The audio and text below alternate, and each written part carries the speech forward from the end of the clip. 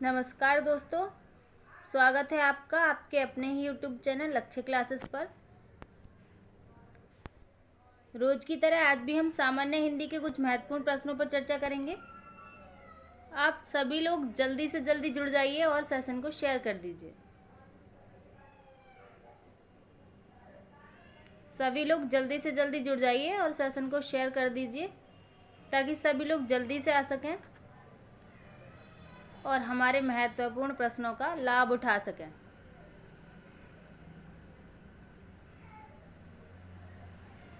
चलिए, आशा करती हूँ आप सभी लोगों ने शेयर कर दिया होगा, क्योंकि झूठ तो आप बोलते ही नहीं हैं, बात भी बहुत मानते हैं, आज्ञाकारी बहुत हैं। क्या करें। चलिए अब विचार पढ़ लेते हैं। विचार है हमारा, मंजिल उन्हीं को मिलती है जिनके सपनों में जान होती है, पंख से कुछ नहीं होता जिनके हौसलों से उड़ान होती है। बहुत अच्छी लाइन है। मंजिल उन्हीं को मिलती है जिनके सपनों में जान होती है, पंख से कुछ नहीं होता, हौसलों से उड़ान होती है। मंजिल जो मिलती है वो उनको मिलती है जिनके सपनों में जान होती है। सपनों में जान से मतलब है ऐसे ही नहीं कि सपना देख लिया बस भाई छुट्टी हो गई। सपने देखो और उस सपने पर काम करो कि भाई हमने ये सपना देखा है, उस सपने को सच करने के लिए लग जाओ कि भाई हमें काम करना है इस सपने पे, तब सपने सच होंगे। तब उस सपने में जान डालो उस सपने में, और जान कब डलेगी? जब उस सपने पर आप काम करेंगे। ठीक है, उस पर एक बहुत ही मेहनत करने की ज़रूरत है आपको, तब जाकर उस सपने में जान डलती है। पंख लगाने से आप पक्षी नहीं हो जो उड़ जाओगे।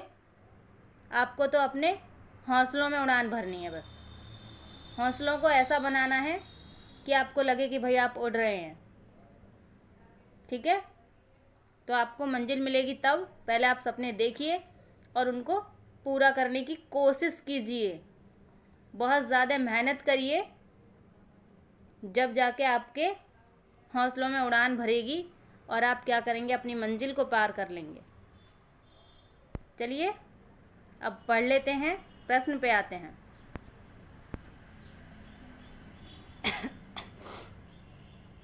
प्रश्न है हमारा, अधोलिखित में से शुद्ध वर्तनी वाला शब्द है। कौन सा शब्द शुद्ध वर्तनी वाला है ये हमें बताना है। रीतिकाल, आशीर्वाद, अर्चना या निष्ठा, कौन सा शब्द शुद्ध लिखा हुआ है ये हमें बताना है। जल्दी से कमेंट बॉक्स में आंसर दीजिए, प्रश्न बहुत ही महत्वपूर्ण है।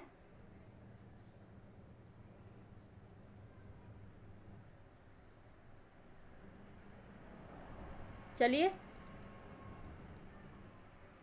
शेयर तो आप सब लोग करके आए होंगे, अब जल्दी से आंसर दीजिए। क्या होगा इसका आंसर? शुद्ध वर्तनी वाला शब्द हमें बताना है, कौन सा होगा।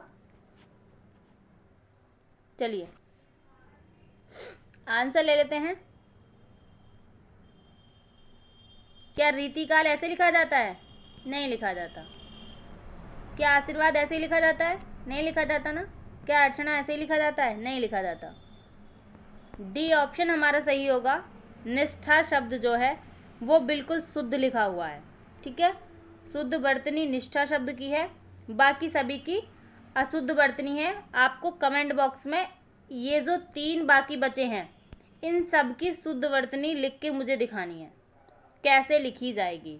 ठीक है, कमेंट बॉक्स में आपको आंसर देना है इन सब का। या तो आप अभी दे सकते हैं तो अभी दे दीजिए, वरना वीडियो के बाद में दे देना, पर देना ज़रूर है, ताकि आप लिखेंगे तो आपको ये हमेशा याद रहेंगे। ठीक है, अभी मैं लिख के बता दूंगी वो आपको याद नहीं रहेगा, लेकिन आप लिखेंगे तो आपको याद रहेगा हमेशा। डी ऑप्शन इसका सही है। बाकी 3 आपको कमेंट बॉक्स में बताने हैं कैसे शुद्ध लिखे जाएंगे जब ये अशुद्ध हैं तो। ठीक है, चलते हैं अगले प्रश्न पर। प्रश्न है हमारा, उर्गासन का अर्थ है। क्या अर्थ है ये आपको बताना है उर्गासन का। सूर्य, भेड़, बादल या गरुण। सूर्य है, भेड़ है, बादल है या गरुण है। उर्गासन का अर्थ बताना है आपको। जल्दी से कमेंट बॉक्स में आंसर दीजिए। आसान प्रश्न है और महत्वपूर्ण तो सभी प्रश्न होते हैं।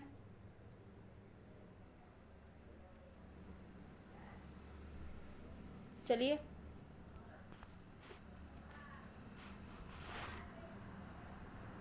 आंसर ले लेते हैं, क्या होगा उर्गासन का अर्थ।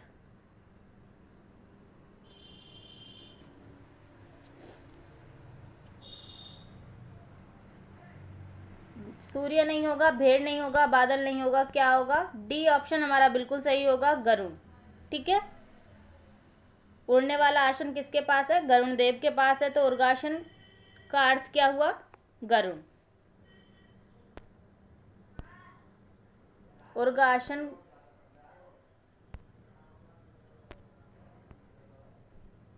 पर्यायवाची में भी आता है गरुड़ देव के में।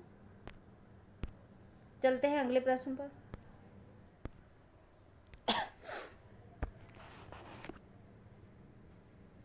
प्रश्न है हमारा, इटावा व औरैया जनपद किस बोली क्षेत्र के अंतर्गत आते हैं? आपको बताना है औरैया और इटावा किस बोली क्षेत्र के अंतर्गत आते हैं? खड़ी बोली, कन्नौजी, ब्रज या अवधी? जल्दी से कमेंट बॉक्स में आंसर दीजिए।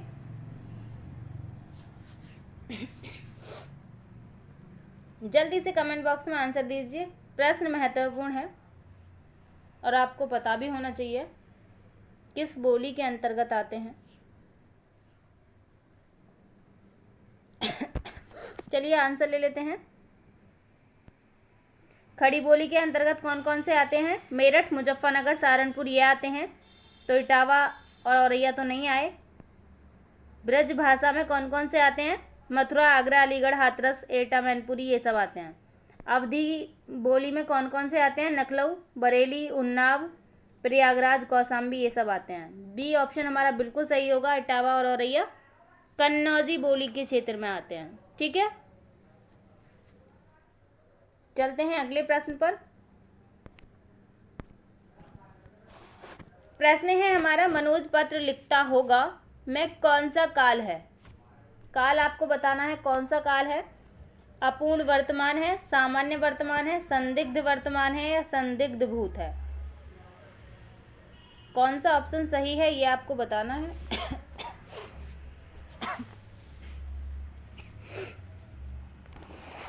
जल्दी से आंसर दीजिए। मनोज पत्र लिखता होगा में कौन सा काल है?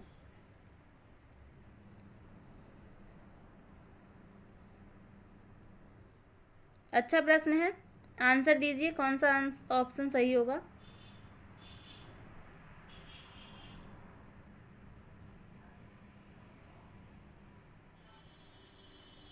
चलिए आंसर ले लेते हैं। सी ऑप्शन हमारा बिल्कुल सही होगा, संदिग्ध वर्तमान काल होगा इसमें। मनोज पत्र लिखता होगा, ठीक है, संदिग्ध स्थिति है, पता नहीं है पूरी तरह से, तो क्या होगा इसमें? संदिग्ध वर्तमान। इसको पढ़कर ही, वाक्य को पढ़कर ही पता चल रहा है मनोज पत्र लिखता होगा। ठीक है, संदिग्ध स्थिति है। चलते हैं अगले प्रश्न पर। प्रश्न है हमारा, नीलकमल में समास है, कौन सा समास है ये आपको बताना है। नीलकमल में समास है, कर्मधारय समास है, बहुब्रीहि समास है, द्वंद्व समास है, तत्पुरुष समास है। जल्दी से कमेंट बॉक्स में आंसर दीजिए कौन सा समास है।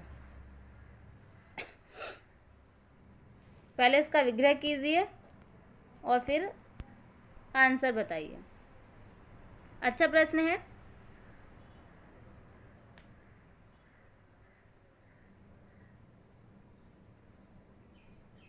चलिए आंसर ले लेते हैं। इसका विग्रह कैसे करेंगे हम? नीला है जो कमल, ठीक है, नीला है जो कमल वो क्या है? नीलकमल है। तो ऑप्शन हमारा कौन सा सही होगा? ए ऑप्शन बिल्कुल सही होगा, कर्मधारय समास है। ठीक है, कमल की विशेषता है कि वो नीला है, कर्मधारय समास होगा इसमें। बहुव्रीहि नहीं होगा क्योंकि किसी तीसरे के लिए नहीं कह रहा है, द्वंद्व नहीं होगा और तत्पुरुष भी नहीं होगा। चलते हैं अगले प्रश्न पर। प्रश्न है हमारा, शयन का शुद्ध संधि विच्छेद है। शयन शब्द दिया हुआ है और इसका संधि विच्छेद पूछा है हमसे। आपको बताना है शुद्ध संधि विच्छेद कौन सा है। जल्दी से कमेंट बॉक्स में आंसर दीजिए। प्रश्न अच्छा है।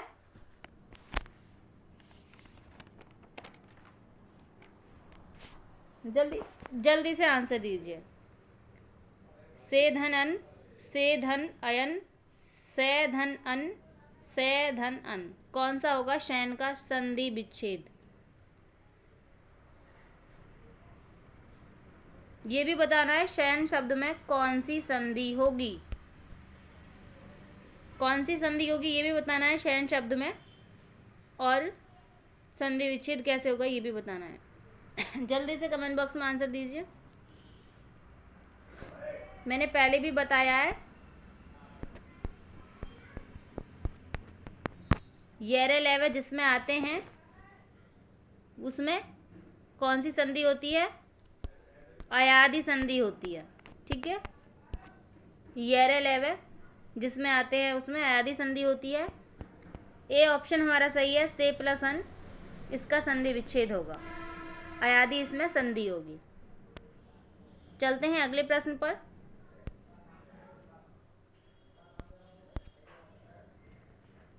प्रश्न है हमारा वैषम्य का विलोम है।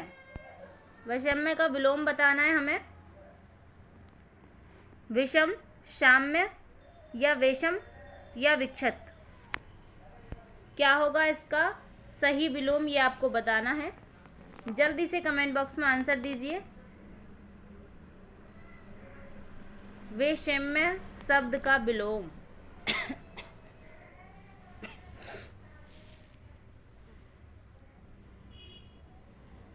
चलिए आंसर ले लेते हैं। क्या होगा आंसर?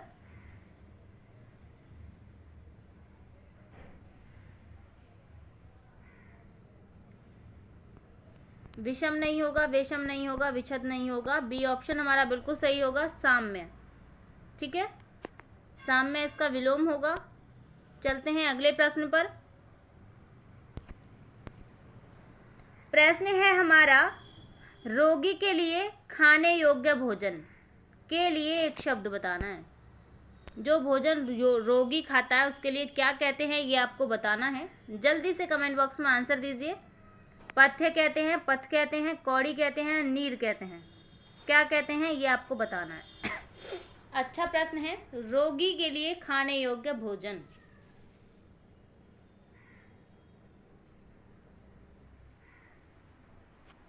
जल्दी से कमेंट बॉक्स में आंसर दीजिए। ये प्रश्न बहुत बार एग्जाम में पूछा गया है। जल्दी से आंसर दीजिए इसका।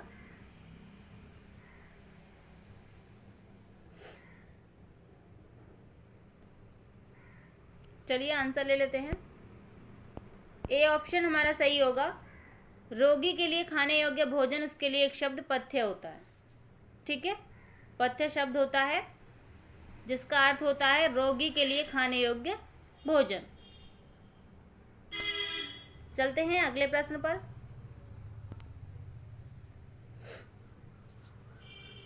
प्रश्न है हमारा जहां पृथ्वी और आकाश मिलते हुए दिखाई देते हैं के लिए एक शब्द है। क्या कहते हैं उसे जहां पृथ्वी और आकाश मिलते हुए दिखाई देते हैं? अंतरिक्ष कहते हैं, अंबर कहते हैं, असीम कहते हैं, क्षितिज कहते हैं। क्या कहते हैं ये आपको बताना है। जल्दी से कमेंट बॉक्स में आंसर दीजिए। बहुत महत्वपूर्ण प्रश्न है ये और कई बार एग्जाम में आया है। जहां पृथ्वी और आकाश मिलते हुए दिखाई देते हैं उसे क्या कहते हैं? इसका आंसर सबका सही आना चाहिए भाई, क्योंकि महत्वपूर्ण प्रश्न है।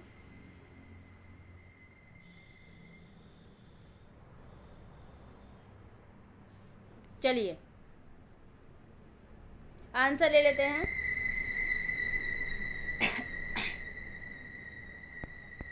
डी ऑप्शन बिल्कुल सही है हमारा। जहां पृथ्वी और आकाश मिलते हुए दिखाई देते हैं उसे क्या कहते हैं?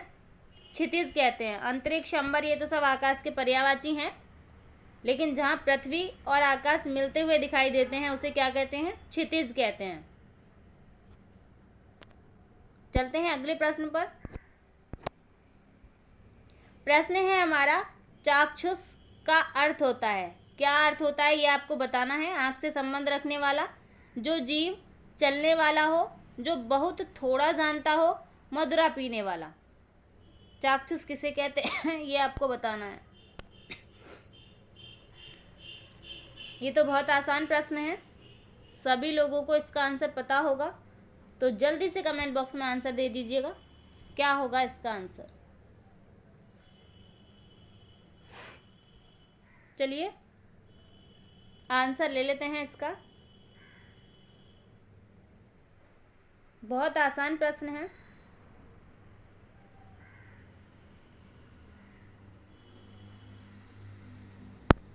चलिए, ए ऑप्शन हमारा बिल्कुल सही होगा। चक्षु आँख को कहते हैं हम, और चाक्षुष आँख से संबंध रखने वाले को कहते हैं। ठीक है, आँख से संबंध रखने वाला। चलते हैं अगले प्रश्न पर।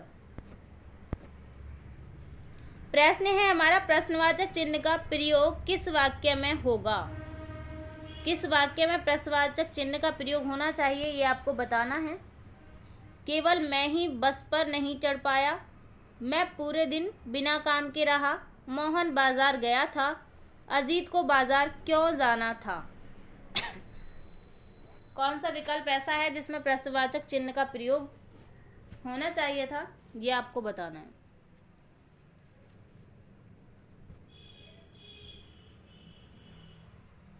चलिए, ये तो बहुत ही आसान प्रश्न है, मुझे लगता है आज के सेशन का सबसे आसान प्रश्न यही है। चलिए आंसर ले लेते हैं, क्या होगा।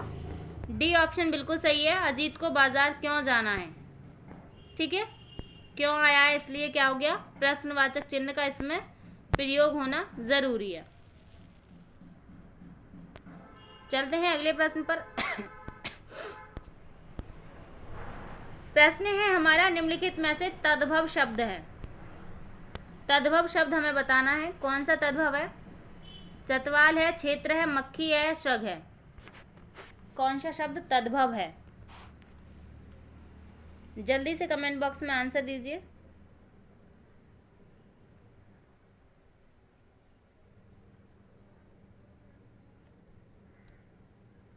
आसान प्रश्न है, जल्दी से आंसर दीजिए, देखकर ही पता चल रहा है कौन सा तद्भव है। चलिए आंसर ले लेते हैं। सी ऑप्शन हमारा बिल्कुल सही होगा, मक्खी है वो तद्भव शब्द है। इसका तत्सम क्या होगा, मक्षी का। मक्खी का तत्सम मक्षी का होता है।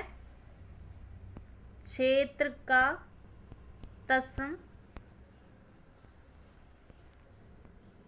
ये क्षेत्र तत्सम शब्द है, इसका तद्भव खेत होता है। मक्खी का तत्सम मक्षी का होता है। ठीक है, सी ऑप्शन हमारा बिल्कुल सही है।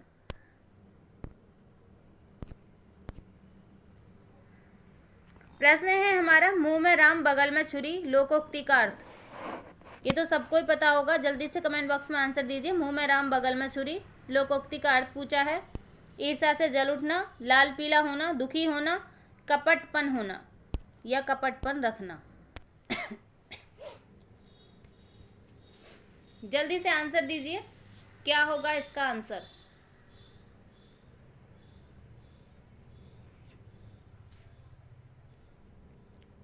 चलिए आंसर ले लेते हैं। मुंह में राम बगल में छुरी, ईर्ष्या से जल उठना तो नहीं होगा, लाल पीला होना भी नहीं होगा, लाल पीला होना तो गुस्सा होने को कहते हैं।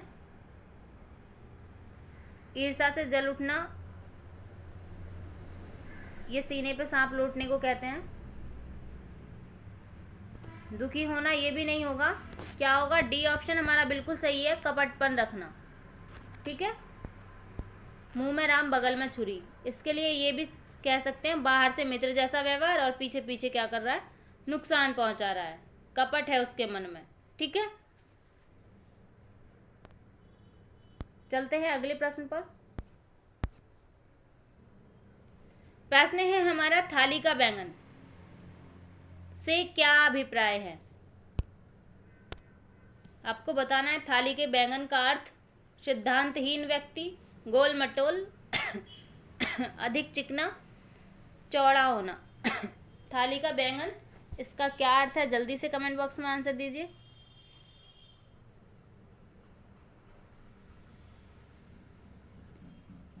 अच्छा प्रश्न है, जल्दी से आंसर दीजिए। थाली का बैंगन।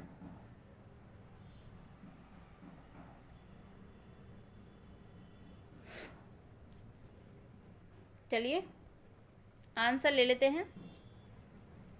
चौड़ा होना भी नहीं होगा, चिकना होना भी नहीं होगा, गोल मटोल भी नहीं होगा। ए ऑप्शन हमारा बिल्कुल सही होगा। सिद्धांतहीन व्यक्ति को थाली का बैंगन कहते हैं। इसका एक और अर्थ आप लगा सकते हैं, अस्थिर विचार वाला। 1 मिनट में उसकी और 1 मिनट में उसकी, उसे कहते हैं थाली का बैंगन। आपके सामने आपकी जैसी कह रहा है और किसी और के सामने उसके जैसी कह के आ रहा है, उसे थाली का बैंगन कहते हैं। सिद्धांतहीन व्यक्ति है वो, उसका कोई सिद्धांत नहीं है। सच बोलना आपका एक सिद्धांत होता है और झूठ बोलना आपका एक सिद्धांत होता है, लेकिन उसका क्या है, एक कोई सिद्धांत ही नहीं है, किसी का भी नहीं है वो, ना ही तो आपका है ना ही दूसरे वाले का है। उसे सिद्धांतहीन व्यक्ति कहते हैं। उसकी कुछ पता नहीं है कब किधर को हो जाए। ऐसे लोगों से सचेत रहना चाहिए। चलते हैं अगले प्रश्न पर।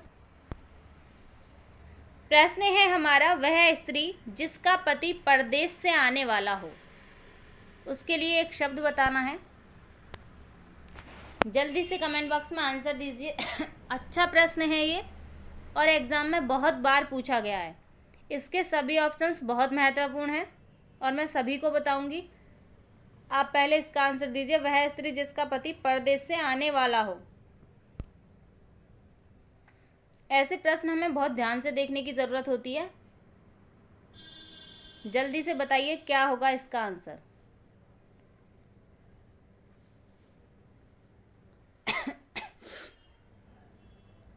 चलिए जल्दी से बता देते हैं इसका आंसर।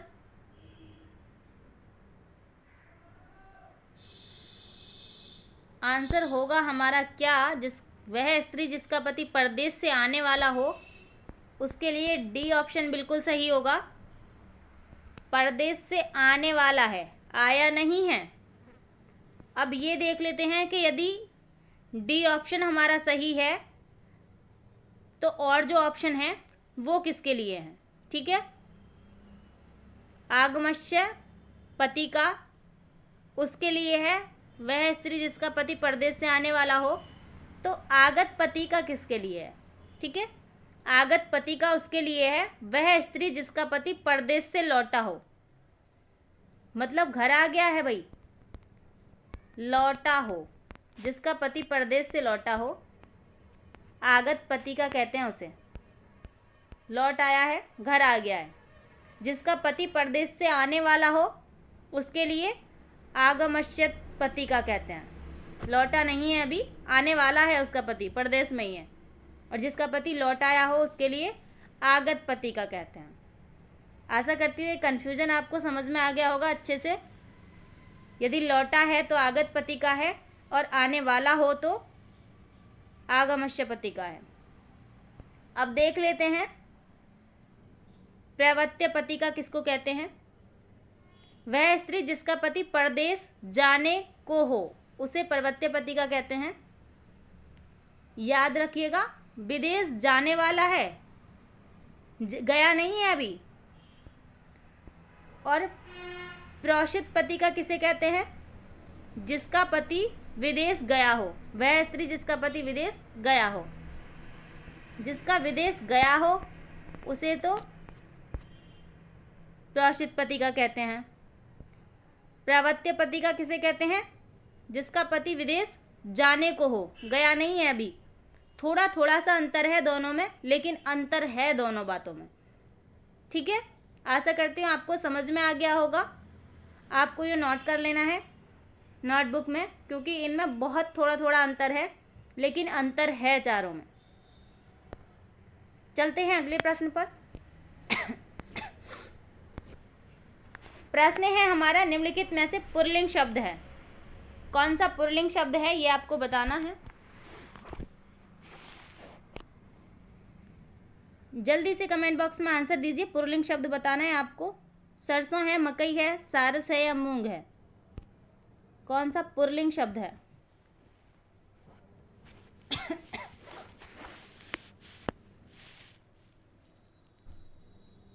प्रश्न अच्छा है, आपको आंसर देना है कमेंट बॉक्स में।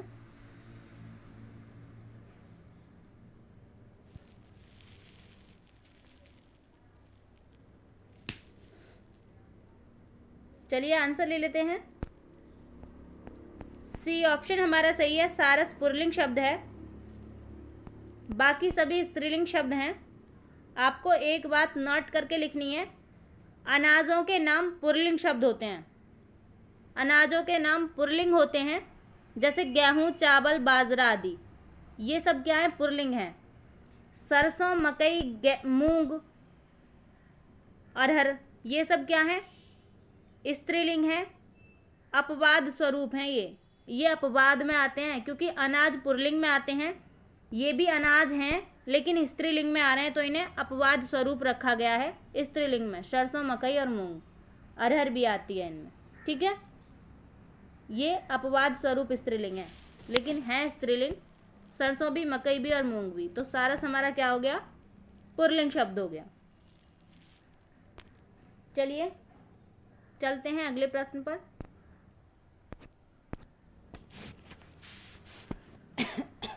प्रश्न है हमारा, कल्प प्लस अंत उचित संधि है। आपको बताना है कल्प प्लस अंत उचित संधि कौन सी है, कौन सी संधि है इसमें, ये बताना है आपको। संधि विच्छेद किया हुआ है और आपको मूल शब्द बताना है कौन सा होगा। जल्दी से बताइए, कल्प धन अंत उचित संधि कौन सी है, शब्द बताना है आपको। कल्पनात्, कल्पनंत, कल्पांत या कल्पना।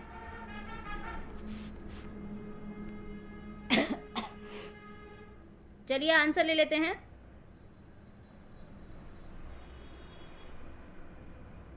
सी ऑप्शन बिल्कुल सही होगा। सी ऑप्शन बिल्कुल सही होगा, कल्प धन अंत, कल्पांत, ठीक है। आपको कमेंट बॉक्स में बताना है इसमें कौन सी संधि होगी, कल्पांत शब्द में कौन सी संधि होगी, ठीक है। विच्छेद कर दिया है, मूल शब्द बता दिया है, आपको संधि बतानी है कौन सी संधि है, ठीक है। चलते हैं अगले प्रश्न पर। प्रश्न है हमारा, जब उपमेय में उपमान की संभावना प्रकट की जाए तब होता है।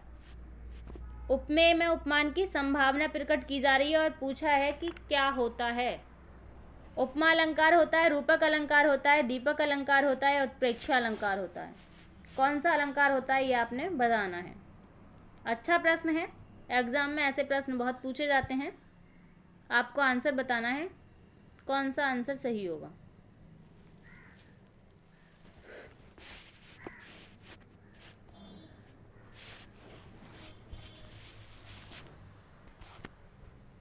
चलिए आंसर ले लेते हैं। जब उपमेय में उपमान की संभावना प्रकट की जाए तब होता है। भाई उपमा अलंकार तो नहीं होगा, क्यों नहीं होगा, क्योंकि उपमा अलंकार में क्या होता है, तुलना हो रही होती है। अब यहाँ पे क्या हो रहा है, संभावना प्रकट की जा रही है, उपमेय और उपमान में तुलना नहीं हो रही है। उपमा अलंकार में क्या होता है, उपमेय और उपमान में तुलना की जाती है, ठीक है। रूपक अलंकार, रूपक अलंकार तो नहीं होगा, क्यों नहीं होगा, क्योंकि रूपक अलंकार में उपमेय और उपमान, उपमेय में उपमान का आरोप लगाया जाता है, मुख चंद्र है, ठीक है। आरोप लगाया जाता है कि मुख चंद्र है, कोई अंतर नहीं है, मुख ही चंद्र है, बिल्कुल आरोप लगाया जाता है उपमेय में उपमान का, ठीक है। दीपक अलंकार भी नहीं है। कौन सा अलंकार है, डी ऑप्शन हमारा बिल्कुल सही है, उत्प्रेक्षा अलंकार है। उत्प्रेक्षा अलंकार में क्या होता है, उपमेय में उपमान की संभावना प्रकट की जाती है, ठीक है, उत्प्रेक्षा अलंकार होता है। आशा करती हूँ आपकी समझ में आ गया होगा। उत्प्रेक्षा अलंकार के कुछ शब्द होते हैं, कुछ की होती हैं जिनसे हम उत्प्रेक्षा अलंकार को पहचानते हैं। नोट करके लिख लीजिएगा। मानो, मनहु, मानहु, मनु, जानो, जानहु, जनु आदि। ये ऐसे शब्द हैं जो जब उत्प्रेक्षा अलंकार होता है तो उसमें ये इन शब्दों का प्रयोग होता है। मुख मानो चंद्र है, ठीक है, उसमें उत्प्रेक्षा अलंकार होगा। मतलब मुख चंद्र है नहीं, संभावना प्रकट की जा रही है कि मुख मानो चंद्र है। ठीक है, चलते हैं अगले प्रश्न पर।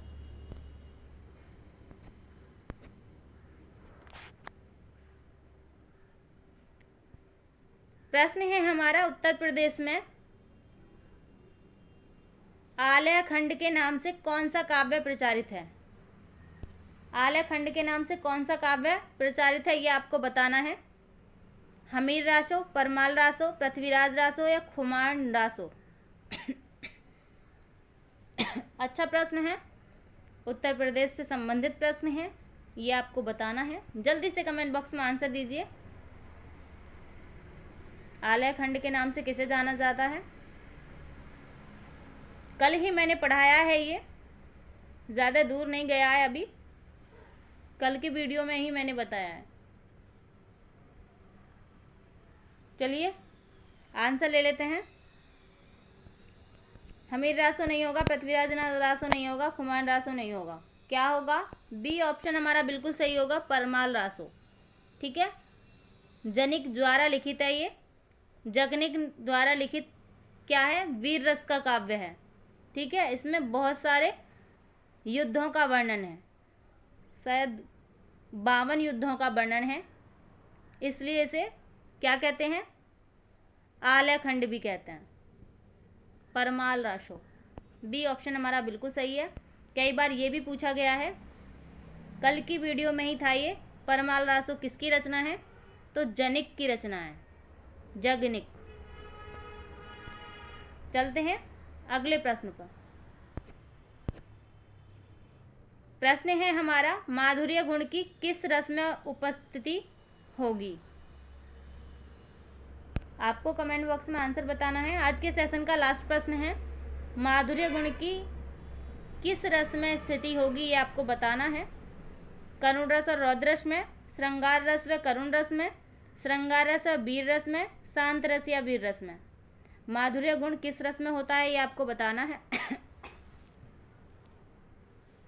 अच्छा प्रश्न है, जल्दी से कमेंट बॉक्स में आंसर दीजिए। अच्छा, आसान, टिकाऊ प्रश्न है। चलिए आंसर ले लेते हैं। काव्य जो होते हैं, काव्य के 3 गुण होते हैं। कौन कौन से गुण होते हैं? प्रसाद, माधुर्य, और कौन सा होता है? ओज। ठीक है, जिनमें प्रसाद जो गुण होता है ये लगभग सभी रसों में पाया जाता है। ठीक है, लेकिन जो माधुर्य गुण होता है ये किस में पाया जाता है? श्रृंगार रस और करुण रस में पाया जाता है। ओज गुण जो होता है ये किस किस में पाया जाता है? वीर रस और रौद्र रस में पाया जाता है। वीर रस और रौद्र रस में ओज गुण पाया जाता है। याद रखना है आपको, प्रसाद गुण सभी रसों में पाया जाता है और माधुर्य गुण किस किस में पाया जाता है? श्रृंगार और करुण रस में। ठीक है, बी ऑप्शन है हमारा यहाँ बिल्कुल सही है। आशा करती हूँ आपकी समझ में अच्छे से आया होगा और सभी प्रश्न आपको अच्छे लगे होंगे। आपको वीडियो पसंद आया होगा। आपको क्या करना है? कमेंट करना है, लाइक करना है, शेयर करना है। हमारा निम्नलिखित में से कालवाचक क्रिया विशेषण का उदाहरण है। बताना है हमें कालवाचक क्रिया विशेषण का उदाहरण कौन सा है इनमें से। ठीक है, सभी लोग कमेंट करेंगे, बहुत ही सावधानी के साथ पढ़ेंगे और बाद में बहुत ही सावधानी के साथ कमेंट करेंगे। प्रश्न बहुत अच्छे हैं, बस आपको धैर्य बना के रखना है। ऐसे नहीं करना है कि आंसर बता दिया और तुरंत ही ये कैसे हो गया, वो कैसे हो गया। धैर्य बना के रखो, सब क्लियर हो जाएगा। जो क्लियर ना हो वो आप बाद में कमेंट कर सकते हैं, मैं बताने के लिए तैयार हूँ। ठीक है, शंका का निवारण होगा। प्रश्न बहुत अच्छे हैं, आनंद लीजिएगा प्रश्नों का। चलिए, निम्नलिखित में से कालवाचक क्रिया विशेषण का उदाहरण बताना है आपको। मोनिका अचानक आ गई, मोनिका कम बोलती है, मोनिका बाहर बैठी, मोनिका आज पढ़ाएगी। कौन सा कालवाचक क्रिया विशेषण का उदाहरण है ये आपको बताना है। जल्दी से बताइए। बहुत ही अच्छा प्रश्न है ये, और इससे कई सारे प्रश्न आपके क्लियर होने वाले हैं। ये आपको पता ही होगा कि एग्जाम्स में कितने प्रश्न आ रहे हैं हमारी वीडियो से, आप सभी लोगों को पता चल गया होगा। चलिए, पहले हम आंसर बता देते हैं, फिर इस पे थोड़ा सा विचार करेंगे क्योंकि अच्छा प्रश्न है। डी ऑप्शन हमारा बिल्कुल सही होगा। कैसे सही होगा? मोनिका आज पढ़ाएगी। जब हमें कहीं भी किसी भी प्रश्न में कालवाचक क्रिया विशेषण पूछ रहा हो तो हमें क्या करना है? प्रश्न से, बहुत ही सिंपल बात है, प्रश्न से कब पूछना है, कब। ठीक है, कब लगाना है उस प्रश्न में और पूछना है कब। मोनिका कब पढ़ाएगी, कब का जवाब यदि मिल जाए तो क्या है? कालवाचक क्रिया विशेषण है वो। मोनिका कब पढ़ाएगी? मोनिका आज पढ़ाएगी। तो ये वाला डी वाला ऑप्शन हमारा बिल्कुल सही हो गया। ये क्या है? कालवाचक क्रिया विशेषण है। अब यदि हमने ये देखा है तो हम और भी ऑप्शन देख लेते हैं कि वो क्या है। चलिए, पहला ऑप्शन है हमारा, मोनिका अचानक आ गई। भाई कैसे आ गई? अचानक आ गई। प्रश्न क्या करना है हमें इससे? कब आ गई? ऐसे नहीं हो सकता है यहाँ पे, क्योंकि यहाँ पे समय नहीं दिया हुआ है। ठीक है, क्या दिया हुआ है? अचानक आ गई मोनिका, अचानक आई है। कैसे आई है? अचानक आई है। तो ये क्या है? रीतिवाचक क्रिया विशेषण है। ठीक है, ये रीतिवाचक विशेषण है, ये कालवाचक विशेषण है। मोनिका कम बोलती है। कितना बोलती है? कम बोलती है मोनिका। ये क्या है हमारा? कितना प्रश्न पूछना है। जब कितना प्रश्न का आंसर मिल जाए तो क्या होगा? परिमाणवाचक होगा। मोनिका बाहर बैठी है। कहाँ बैठी है? बाहर बैठी है। ठीक है, बाहर बैठी है, इसमें क्या होगा? स्थानवाचक क्रिया विशेषण। आशा करती हूँ आपके समझ में आ गया होगा। जब हमें रीतिवाचक क्रिया विशेषण पूछे तो हमें कैसे प्रश्न पूछना है, परिमाणवाचक पूछे तो हमें कितना प्रश्न पूछना है, और यदि हमसे स्थानवाचक पूछे तो कहाँ प्रश्न पूछना है। मोनिका कहाँ बैठी है? बाहर बैठी है। यदि इन सब प्रश्नवाचक चिन्हों का आपको आंसर मिल जाए, वही उसमें क्रिया विशेषण है। ठीक है, कालवाचक मैंने बता ही दिया है। उसमें कब पूछेंगे आप प्रश्न से, मोनिका कब पढ़ाएगी? आज पढ़ाएगी। आशा करती हूँ अच्छे से समझ में आ गया होगा। चलते हैं अगले प्रश्न पर। प्रश्न है हमारा, अवसर चूक जाना अर्थ के लिए उचित मुहावरा है। जल्दी से कमेंट बॉक्स में आंसर दीजिए। प्रश्न बहुत ही अच्छा है। अवसर चूक जाना, कलेजा थामना, कलाई खुलना, कमान से तीर निकल जाना, कागजी घोड़े दौड़ाना। क्या होगा ऑप्शन, ये आपको बताना है।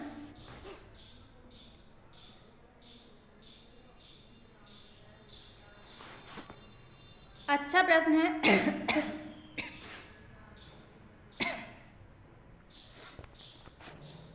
अच्छा प्रश्न है बहुत।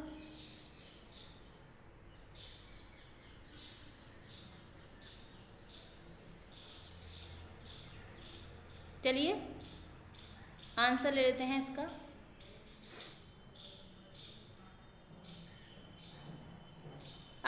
अवसर चूक जाना मतलब क्या होगा? कलेजा थामना नहीं होगा, क्योंकि कलेजा थामने का अर्थ क्या होता है? अचंभित कार्य करना। कलाई खुलना नहीं होगा, क्योंकि इसका मतलब क्या होता है? भेद खुल जाना। ठीक है, या राज खुल जाना कोई। कागजी घोड़े दौड़ाने का मतलब क्या होता है? व्यर्थ की लिखावट करना। ठीक है, किसी काम नहीं आने वाली वो लिखावट जिसको हम कर रहे हैं। लेकिन अवसर चूक जाना, इसका मतलब क्या होता है? कमान से तीर निकल जाना। अवसर चूक गया तो आप कुछ नहीं कर सकते, लेकिन कमान से तीर निकल गया उसे भी आप वापस नहीं डाल सकते उसमें। ठीक है, चलते हैं अगले प्रश्न पर। प्रश्न है हमारा, शिकारी जंगल में भटक रहा था। वाक्य में प्रयुक्त काल है, काल बताना है आपको, कौन सा काल है। शिकारी जंगल में भटक रहा था, संदिग्ध भूतकाल है, पूर्ण भूतकाल है, अपूर्ण भूतकाल है या अपूर्ण वर्तमान काल है। जल्दी से कमेंट बॉक्स में आंसर दीजिए, कौन सा आंसर सही होगा।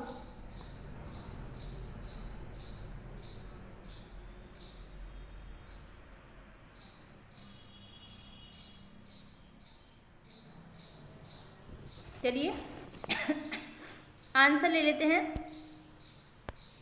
शिकारी जंगल में भटक रहा था, सी ऑप्शन हमारा बिल्कुल सही होगा, अपूर्ण भूतकाल होगा। शिकारी जंगल में भटक रहा था। अब ये देख लेते हैं बाकी सब क्यों नहीं है, अपूर्ण भूतकाल ही क्यों है। संदिग्ध भूतकाल होता तो कैसे होता, शिकारी भटक रहा होगा। ठीक है, था की जगह पे क्या होता, होगा होता, यदि संदिग्ध भूतकाल होता। पूर्ण भूतकाल होता तो क्या होता, शिकारी जंगल में भटका था, रहा था नहीं होता, शिकारी जंगल में भटका था। यदि अपूर्ण वर्तमान काल होता तो क्या होता, शिकारी जंगल में भटक रहा है, था की जगह पे क्या होता, है होता, तब अपूर्ण वर्तमान काल होता। लेकिन शिकारी जंगल में भटक रहा था तो अपूर्ण भूतकाल है। आशा करती हूँ आपको समझ में आ गया होगा। चलते हैं अगले प्रश्न पर। प्रश्न है हमारा, खिड़की के पास बैठने की जगह के लिए एक शब्द। खिड़की के पास बैठने के लिए एक जगह, उसके लिए आप क्या कहेंगे। जल्दी से कमेंट बॉक्स में आंसर दीजिए, बहुत ही अच्छा प्रश्न है। दरीचा कहेंगे, थपड़ी कहेंगे, दित्सा कहेंगे या दारुक कहेंगे, क्या कहेंगे ये आपको बताना है।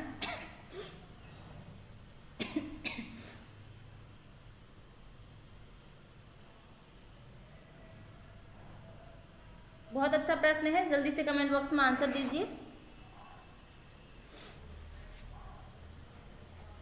हिंदी बहुत अच्छा सब्जेक्ट है, यदि आप सही से पढ़ें तो इंटरेस्ट आता है इसको पढ़ने में, क्योंकि जानकारी होती है ना, इस वजह से इंटरेस्ट आता है। चलिए आंसर ले लेते हैं। दारुक क्या होता है, दारुक कृष्ण का सारथी होता है, ये नहीं होगा, क्योंकि दारुक किसे कहते हैं, कृष्ण के सारथी को दारुक कहते हैं। दित्सा किसे कहते हैं, देने की इच्छा को दित्सा कहते हैं। थपड़ी किसे कहते हैं, दोनों हथेलियों के टकराने की आवाज़ को थपड़ी कहते हैं। संगीत में जो बजाई जाती हैं, ताली जिसे हम बोलते हैं, उसे शुद्ध भाषा में थपड़ी कहते हैं। दोनों हथेलियों के टकराने की आवाज़ को थपड़ी कहते हैं। ए ऑप्शन हमारा बिल्कुल सही है, खिड़की के पास बैठने की जगह के लिए दरीचा कहते हैं। ठीक है, खिड़की के पास बैठने की जगह उसके लिए दरीचा कहते हैं। थपड़ी दोनों हथेलियों के टकराने की आवाज़ को कहते हैं। दित्सा देने की इच्छा के लिए कहते हैं। और दारुक कृष्ण का सारथी को कहते हैं। चलते हैं अगले प्रश्न पर। प्रश्न है हमारा, निम्न विलोम युग्म में अशुद्ध विकल्प चुनिए। जल्दी से कमेंट बॉक्स में आंसर दीजिए, अशुद्ध विकल्प चुनना है हमें। क्या चुनना है, अशुद्ध चुनना है भाई। स्वर्ण का, सवर्ण का ऐसे वर्ण होगा, सद्भाव का दुर्भावना होगा, सलज का निर्लज होगा, समीपस्थी का दूरस्थित होगा। समीप स्थित का दूर स्थित होगा। क्या होगा ये आपको बताना है, कौन सा अशुद्ध है ये बताना है। जल्दी से कमेंट बॉक्स में आंसर दीजिए, प्रश्न अच्छा है।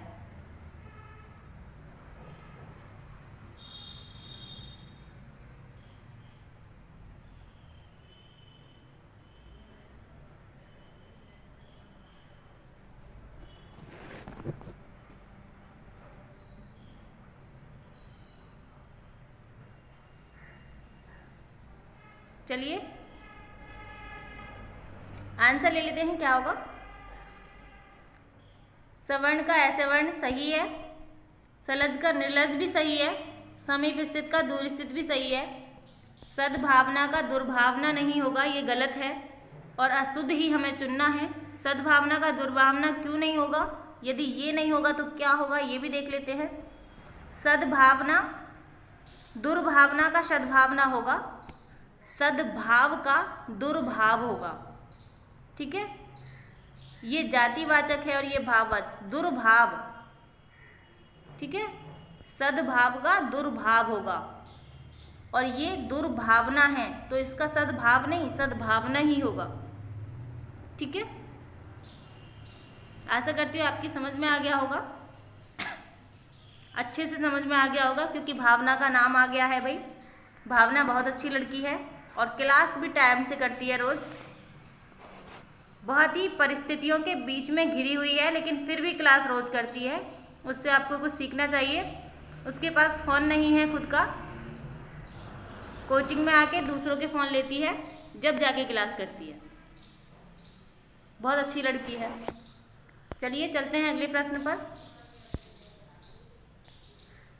प्रश्न है हमारा, निम्न युग्म में शुद्ध विलोम युग्म चुनिए। शुद्ध बताना है हमें। निम्न युग्म में शुद्ध विलोम युग्म चुनिए।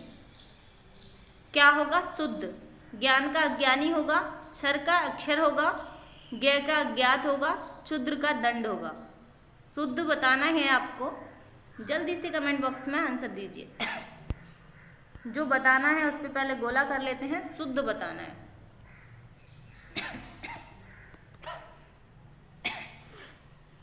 विलोम बताने हैं भाई एक दूसरे के और शुद्ध बताना है हमें।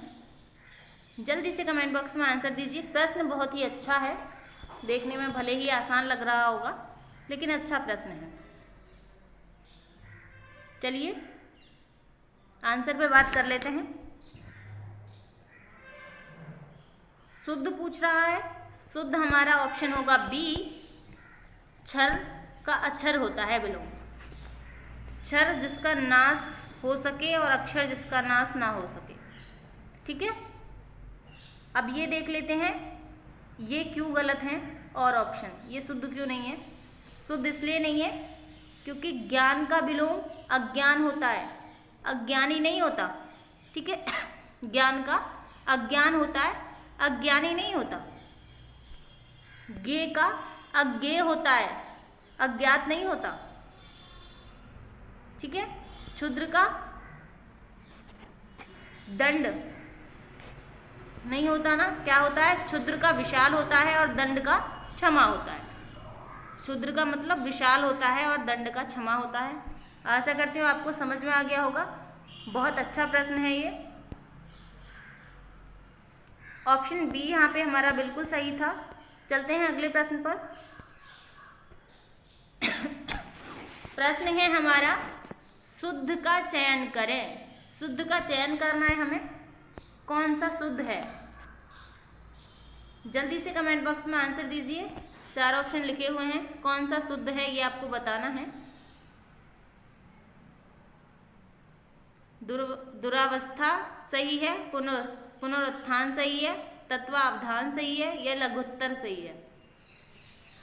कौन सा सही है ये आपको बताना है। शुद्ध रूप में कौन सा लिखा हुआ है?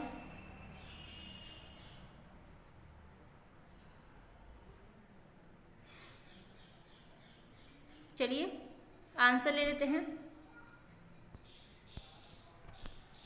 दुरावस्था, दुरावस्था नहीं लिखते हैं, कैसे लिखते हैं?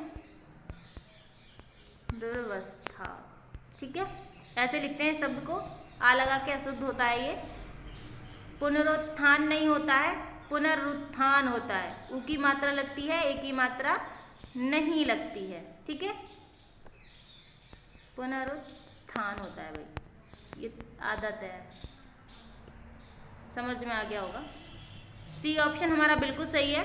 तत्वावधान ऐसे ही लिखा जाता है। लघुत्तर भी गलत है भाई। लघुत्तर इधर की मात्रा चढ़ती है ऊ की, ऐसे लिखा जाता है। ये ओ नहीं होता है यहाँ पे, क्या होता है? पुनरुत्थान। ठीक है, आशा करती हूँ आपकी समझ में आ गया होगा। सी ऑप्शन हमारा सही है। तत्वावधान बिल्कुल सही लिखा हुआ है, बाकी सब गलत हैं जो मैंने शुद्ध बता दिए हैं आपको। चलते हैं अगले प्रश्न पर।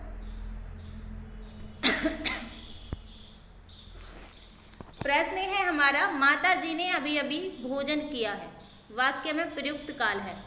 कौन सा काल है ये हमें बताना है। माता जी ने अभी अभी भोजन किया है। ठीक है, वाक्य में काल बताना है हमें। सामान्य भूतकाल है, पूर्ण भूतकाल है, आसन्न भूतकाल है या अपूर्ण भूतकाल है। कौन सा काल है ये आपको बताना है। काल के प्रश्न बहुत आते हैं एग्जाम में, जो अधिकतर बच्चों के गलत हो जाते हैं, लेकिन मैं आशा करती हूँ मेरी वीडियो देखने के बाद अब गलत नहीं होने चाहिए, क्योंकि आपका गलत होना समझो मेरा गलत होना। आप गलत नहीं कर रहे हैं, इसका मतलब मैंने सही से पढ़ाया नहीं है, जो आपकी समझ में नहीं आया। बच्चा कभी गलत नहीं होता है, टीचर ही गलत होता है। टीचर ने सही से नहीं पढ़ाया जो बच्चे की समझ में नहीं आया, वरना सही करके आता। तो आप गलत मत करके आया करो, वरना तो मुझे अच्छा नहीं लगेगा। चलिए चलते हैं, अब आंसर ले लेते हैं। माता जी ने अभी अभी भोजन किया है। आंसर क्या होगा यहाँ पे? सी ऑप्शन हमारा बिल्कुल सही होगा, आसन्न भूतकाल, रिसेंट। ठीक है, आसन्न, अभी अभी किया है भोजन। ठीक है, अभी यदि ये सामान्य वाक्य हो, सामान्य भूतकाल का वाक्य होता तो कैसे लिखा होता? ऐसे भी तो पूछ सकता है कि आसन्न, मतलब ऑप्शन में ऐसा दे दे कि सामान्य भूतकाल का हो, तब कैसे लिखा होता? कैसे लिखा होता? माता जी ने अभी अभी भोजन किया है, नहीं लगा होता। ठीक है, माता जी ने भोजन किया ऐसे लगा होता, फिर माता जी ने भोजन किया। यदि पूर्ण भूतकाल होता तो कैसे होता? माता जी ने भोजन किया था। ठीक है, माता जी ने भोजन किया था ऐसे होता। यदि अपूर्ण भूतकाल होता तो कैसे होता? माता जी भोजन कर रही थी। ठीक है, आसन्न भूतकाल है तो माता जी ने अभी अभी भोजन किया है। चलते हैं अगले प्रश्न पर। आशा करती हूँ आपकी समझ में अच्छे से आ गया होगा। प्रश्न है हमारा, आज के समाचार बहुत दुखदायी हैं। रेखांकित पद में वचन है। कौन सा वचन है ये आपको बताना है।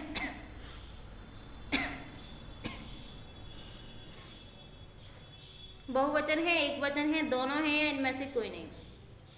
आज के समाचार बहुत दुखदायी हैं। रेखांकित पद में वचन पूछा है। जल्दी से कमेंट बॉक्स में आंसर दीजिए, प्रश्न बहुत अच्छा है।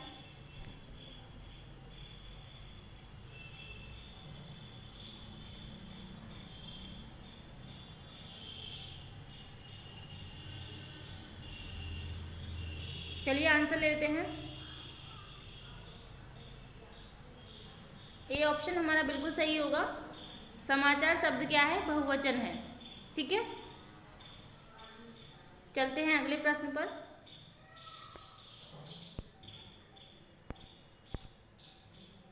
प्रश्न है हमारा, किस विकल्प का विलोमार्थी युग्म संगत नहीं है? यहां तक विकल्प सीधा जा रहा था, विलोमार्थी युग्म यहां तक, संगत तक बिल्कुल सही था, लेकिन बाद में कह दिया नहीं है।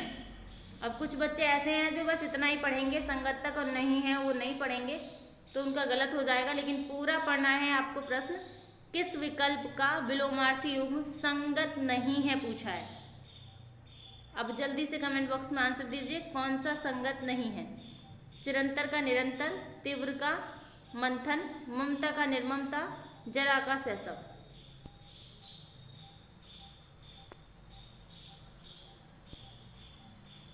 जल्दी से आंसर दीजिए।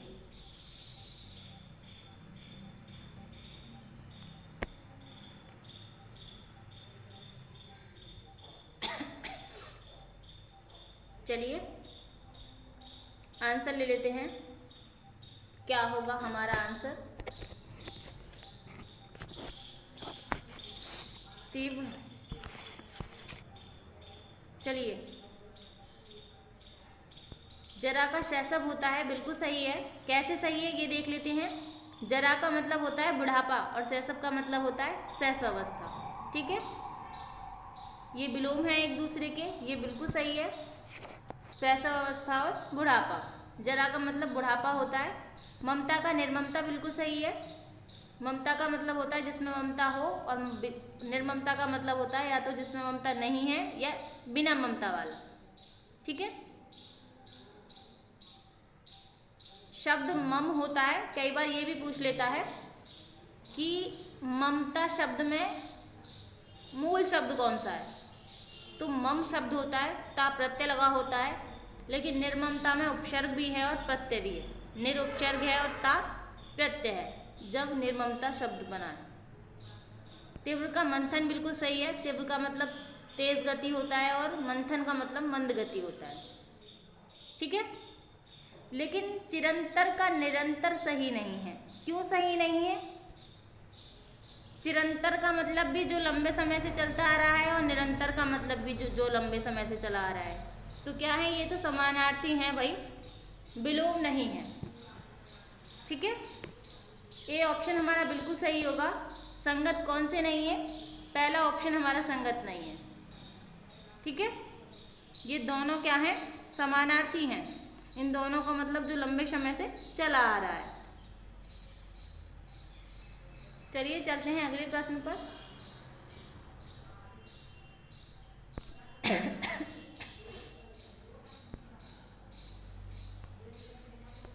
प्रश्न है हमारा, किस विकल्प में शब्द उपसर्ग निर्मित नहीं है?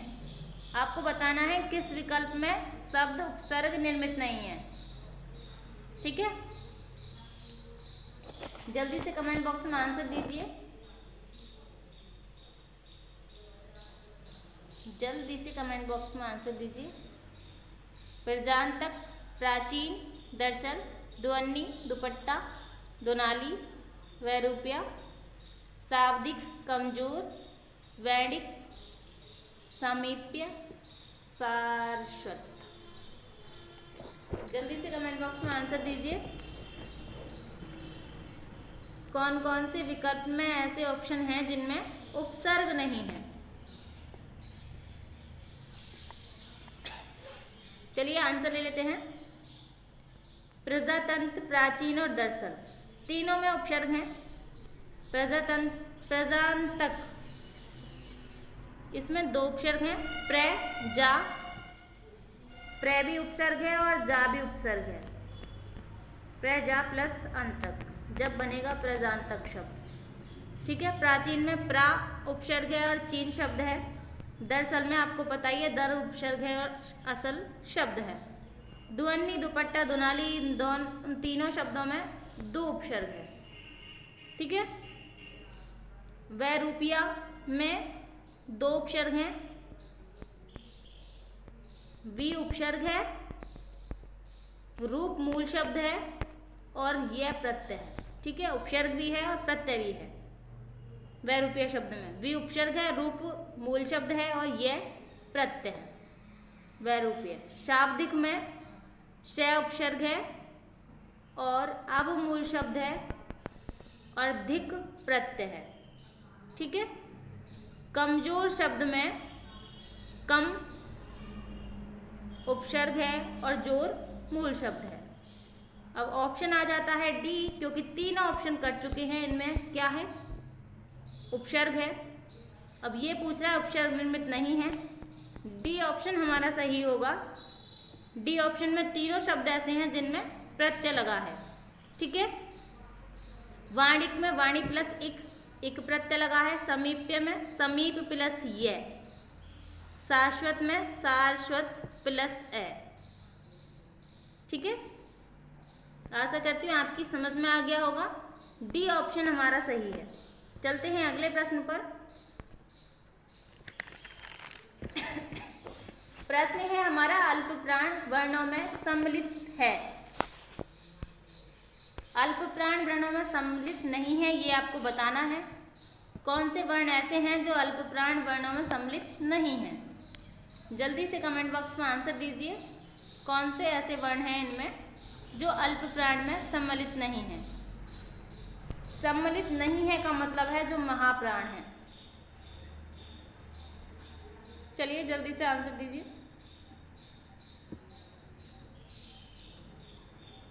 जल्दी से आंसर दीजिए। तो मैंने कई बार पढ़ाया है और आपको आता भी होगा। महत्वपूर्ण प्रश्न है। किसी भी वर्ग का पहला, तीसरा और पांचवा, किसी भी वर्ग का पहला, तीसरा और पांचवा वर्ण क्या होते हैं? अल्प प्राण होते हैं। ठीक है, स्वर अल्प प्राण होते हैं, अंतस्थ अल्प प्राण होते हैं, यर लेवे जो होते हैं ये भी अल्प प्राण होते हैं, उच्छिप्त व्यंजन भी अल्प प्राण होते हैं, अंतस्थ व्यंजन भी अल्प प्राण होते हैं। ठीक है, अंतस्थ कौन से होते हैं? यर लेवे। अब हमारे बच कौन से गए ये देख लेते हैं।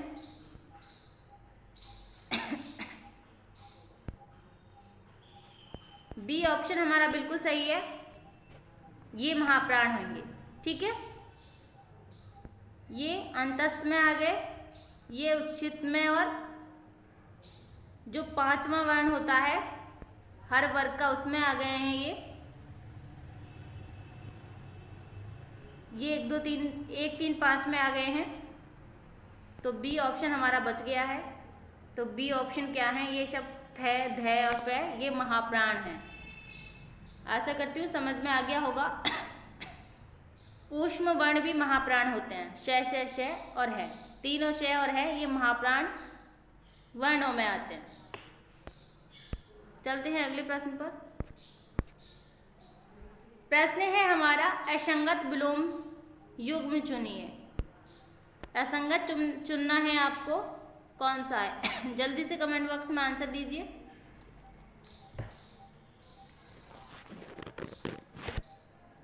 जल्दी से दीजिए भाई।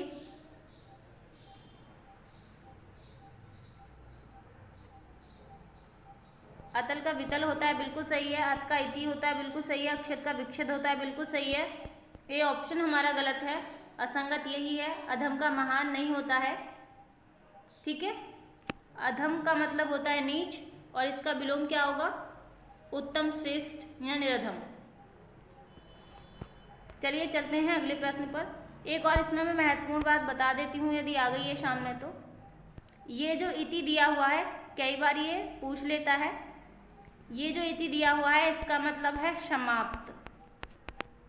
ठीक है, एक इति ऐसे भी लिखा जाता है, इसका मतलब होता है देवी का प्रकोप। ठीक है, ये वाली इति इसका मतलब समाप्त है, और ये वाली जो इति है इसका मतलब है देवी का प्रकोप।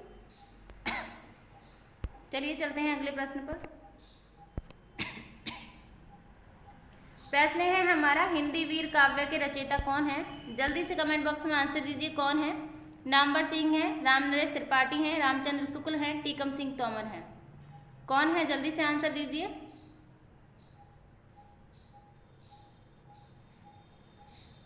हिंदी वीर काव्य के रचयिता कौन है?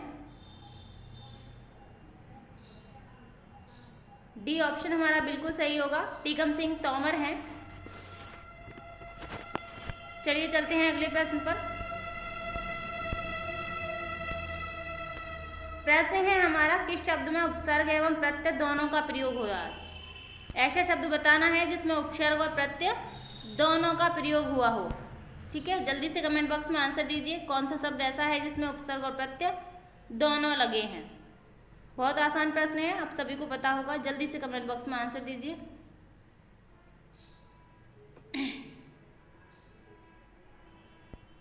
चलिए आंसर ले लेते हैं। ए ऑप्शन हमारा बिल्कुल सही हुआ। पारिवारिक शब्द में परि शब्द क्या लगा है? उपसर्ग। परि प्लस वार प्लस इक प्रत्यय लगा है इसमें, जब बना है पारिवारिक। ठीक है, पार्श्विक शब्द में पशु प्लस इक होता है, पार्श्विक। रासायनिक शब्द में रसायन प्लस इक होता है, काल्पनिक शब्द में कल्पना प्लस इक होता है। पारिवारिक शब्द ऐसा है जिसमें उपसर्ग भी लगा है। ठीक है, अब एक नोट करके लिख लीजिएगा। ये वाली जो परी है इसका अर्थ होता है चारों ओर। ठीक है, लेकिन यदि कहीं ये वाली परी आ जाए इसका अर्थ होता है अप्सरा। ये पापा वाली परी होती है भाई, ये वाली परी पापा वाली परी नहीं है। इसका मतलब है चारों ओर।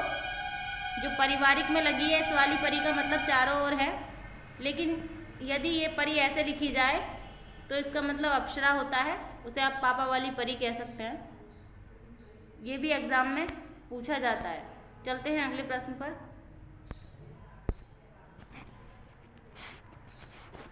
प्रश्न है हमारा, उतंड मार्तंड के संदर्भ में असंगत कथन चुनना है हमें। कौन सा इसके संदर्भ में गलत है?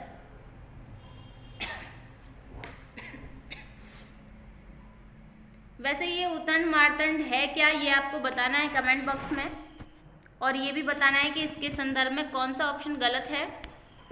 इसका प्रकाशन वर्ष 1826 ईस्वी है। यह पत्र साप्ताहिक था। प्रकाशन कलकत्ता से होता था। संपादक राजा राममोहन राय थे। कौन सा गलत है ये आपको बताना है। जल्दी से कमेंट बॉक्स में आंसर दीजिए।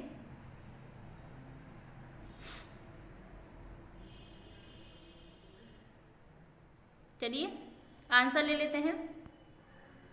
ये क्या है? हिंदी का प्रथम पत्र है, ये प्रथम पत्र, ठीक है। इसका प्रकाशन 1926 में हुआ, बिल्कुल सही बात है। यह पत्र साप्ताहिक था, बिल्कुल सही बात है। प्रकाशन कलकत्ता से हुआ, बिल्कुल सही बात है। लेकिन क्या गलत है? डी ऑप्शन गलत है। संपादक राजा राममोहन राय ने नहीं किया था। राजा राममोहन राय ने किसका संपादक किया था? बंगदूत का किया था, ठीक है। बंगदूत का संपादन किसने किया था? राजा राममोहन राय ने किया था। इसका संपादक किसने किया था? उतंड मार्तंड का जुगल किशोर ने किया था, ठीक है। किसने? जुगल किशोर ने। आशा करती हूँ समझ में आ गया होगा। चलते हैं अगले प्रश्न पर। प्रश्न है हमारा, निम्नलिखित में से किस शब्द का संधि विच्छेद नहीं है?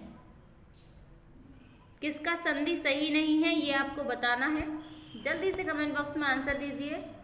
कौन सा शब्द ऐसा है जिसका संधि विच्छेद सही नहीं है?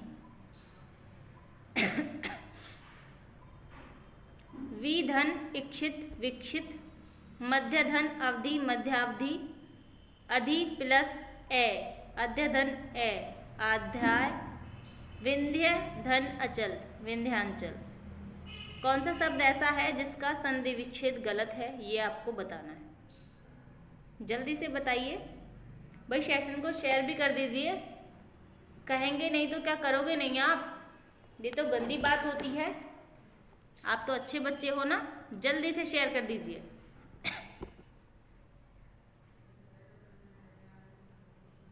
चलिए आंसर ले लेते हैं।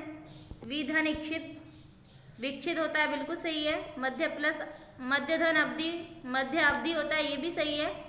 विंध्य धन अचल होता है, ये भी सही है। विंध्यांचल, अचल का मतलब पर्वत होता है भाई।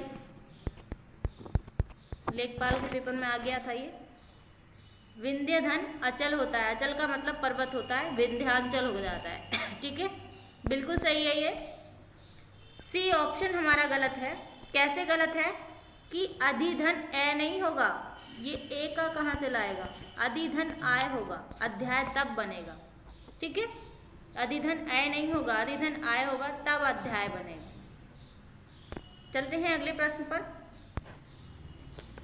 प्रश्न है हमारा, व्यंजन वर्णों के संबंध में असुमेलित विकल्प का चयन कीजिए। असुमेलित विकल्प बताना है हमें, कौन सा है। जल्दी से कमेंट बॉक्स में आंसर दीजिए। ग घ स्पर्श व्यंजन है। स संघर्षहीन व्यंजन है। छ स्पर्श संघर्षी व्यंजन है। य व अर्धस्वर है। जल्दी से कमेंट बॉक्स में आंसर दीजिए कौन सा ऑप्शन गलत है। बहुत ही अच्छा प्रश्न है और एक ही प्रश्न से कई सारे प्रश्न आपको मिल रहे हैं। ये भी आज के प्रश्नों में खासियत है, एक ही प्रश्न से कई सारे प्रश्न मिल रहे हैं आपको। चलिए आंसर ले लेते हैं हम। ग और घ स्पर्श व्यंजन होते हैं, बिल्कुल सही है। छ स्पर्श संघर्षी होते हैं, ये भी सही है। य व अर्धस्वर होते हैं, ये भी सही है। लेकिन बी ऑप्शन हमारा गलत है। स संघर्षहीन नहीं होते हैं, संघर्षी व्यंजन होते हैं, ठीक है। संघर्षी व्यंजन होते हैं ये, संघर्षहीन नहीं होते हैं। उस व्यंजन में आते हैं स है, तो ये संघर्षी व्यंजन होते हैं, संघर्षहीन नहीं होते हैं। ठीक है, आशा करती हूँ आपकी समझ में आ गया होगा। चलते हैं अगले प्रश्न पर। प्रश्न है हमारा, कौन सा शब्द लय प्रत्यय से निर्मित नहीं है? लय प्रत्यय से निर्मित कौन सा शब्द नहीं है, ये आपको बताना है। श्यामला, शीतल, मृदुल, वितल।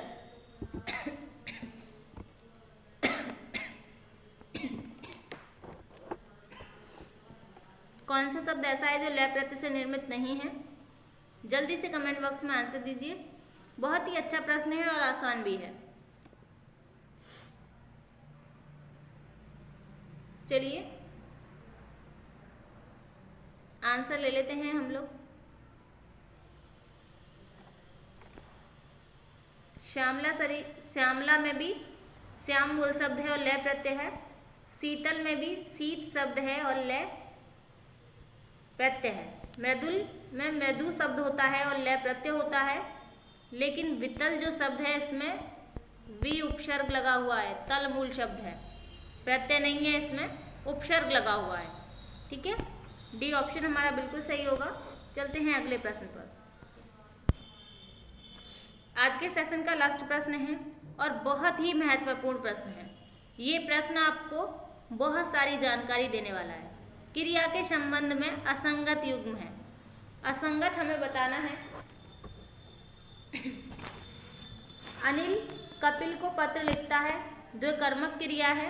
वह महाविद्यालय से आकर खाना खाएगा, पूर्वकालिक क्रिया है। भिखारी चिल्ला रहे थे, अकर्मक क्रिया है। बगीचे में मोर नाच रहा है, ये सकर्मक क्रिया है। कौन सा गलत है ये आपको बताना है।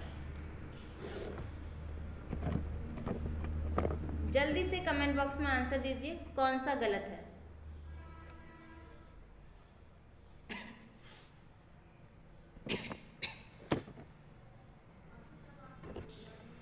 बहुत ही अच्छा प्रश्न है, थोड़ा सा दिमाग लगाना पड़ेगा लेकिन हो जाएगा। चलिए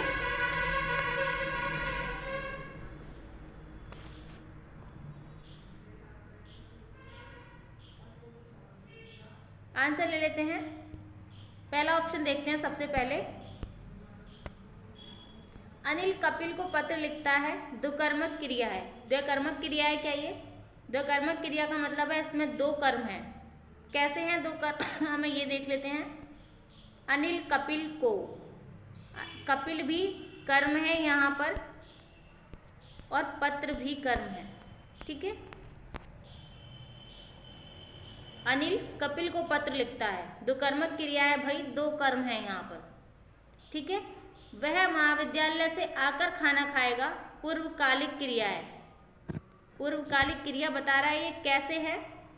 महाविद्यालय से आकर खाना खाएगा। ठीक है, पूर्वकालिक क्रिया है। इसकी एक पहचान है, जब भी किसी वाक्य में दो क्रियाओं के मध्य कर शब्द आ जाए वह पूर्वकालिक क्रिया होती है। ठीक है, दो क्रियाओं के मध्य क्या आ जाए, कर शब्द आ जाए, वहां क्या होती है, पूर्वकालिक क्रिया होती है। आकर खाना खाएगा। ठीक है, कर लगा हुआ है। भिखारी चिल्ला रहे थे, अकर्मक क्रिया है। बिल्कुल सही है, अकर्मक क्रिया है भाई, जिसमें कर्म नहीं होता वो अकर्मक क्रिया ही होती है। बगीचे में मोर नाच रहा है, कह रहा है ये सकर्मक क्रिया है। डी ऑप्शन हमारा बिल्कुल सही होगा। बगीचे में मोर नाच रहा है, सकर्मक क्रिया नहीं है भाई, ये अकर्मक क्रिया है। ठीक है, सकर्मक क्रिया यहाँ पे नहीं होगी, अकर्मक क्रिया होगी। बगीचे में मोर नाच रहा है। आशा करती हूँ आपकी समझ में अच्छे से आया होगा और आपको वीडियो अच्छा भी लगा होगा। डी ऑप्शन यहाँ पे सही है हमारा। आप में से किसी को भी कोई भी दिक्कत हो आप कमेंट बॉक्स में दे सकते हैं अपना प्रश्न, मैं उस पर अगली वीडियो में बात कर लूँगी। इतनी देर तक बने रहने के लिए धन्यवाद। लाइक शेयर एंड सब्सक्राइब करते रहिएगा।